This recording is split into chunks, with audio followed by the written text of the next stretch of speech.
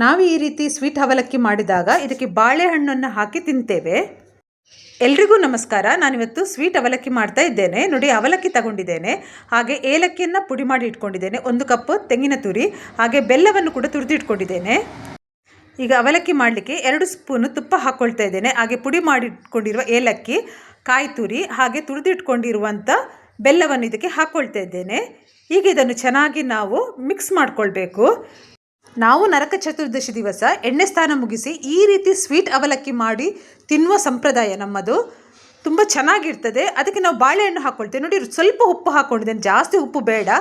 ನೋಡಿ, ಈ ರೀತಿ ಕರೆಕ್ಟಾಗಿ ಮಿಕ್ಸ್ ಆಗಬೇಕು. ಈಗ ನಾನು ಅವಲಕ್ಕಿ ಹಾಕ್ಕೊಳ್ತಾ ಇದ್ದೇನೆ. ಅವಲಕ್ಕಿ ಹಾಕಿದ ನಂತರ ಸರಿಯಾಗಿ ನಾವು ಇದನ್ನು ಮಿಕ್ಸ್ ಮಾಡ್ಕೊಳ್ಬೇಕು. ತುಂಬಾ ಚೆನ್ನಾಗಿರ್ತದೆ. ಮತ್ತು ನಾವೆಲ್ಲ ಇದಕ್ಕೆ ಬಾಳೆಹಣ್ಣು ಹಾಕಿ ತಿನ್ನೋದು ಜಾಸ್ತಿ, ತುಂಬ ಚೆನ್ನಾಗಿರ್ತದೆ ಅದು ಬಾಳೆಹಣ್ಣು ಹಾಕಿ ತಿಂದರೆ.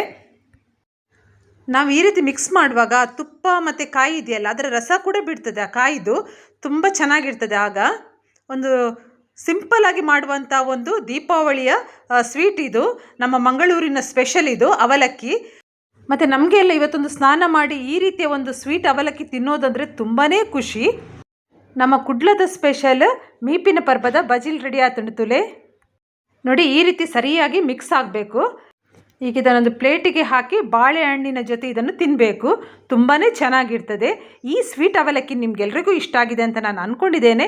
ಇಷ್ಟ ಆದರೆ ಪ್ಲೀಸ್ ನನ್ನ ಯೂಟ್ಯೂಬ್ ಚಾನಲ್ನ ಯಾರೆಲ್ಲ ಸಬ್ಸ್ಕ್ರೈಬ್ ಮಾಡಿಲ್ವೋ ಸಬ್ಸ್ಕ್ರೈಬ್ ಮಾಡಿ, ಲೈಕ್ ಮಾಡಿ, ಕಮೆಂಟ್ ಮಾಡಿ. ಆದಷ್ಟು ನನ್ನ ವಿಡಿಯೋವನ್ನು ನಿಮ್ಮ ಫ್ಯಾಮಿಲಿ ಫ್ರೆಂಡ್ಸ್ ಜೊತೆ ಶೇರ್ ಮಾಡಿ, ನನಗೆ ಸಪೋರ್ಟ್ ಮಾಡಿ. ಎಲ್ಲರಿಗೂ ನನ್ನ ಪ್ರೀತಿಯ ಧನ್ಯವಾದಗಳು.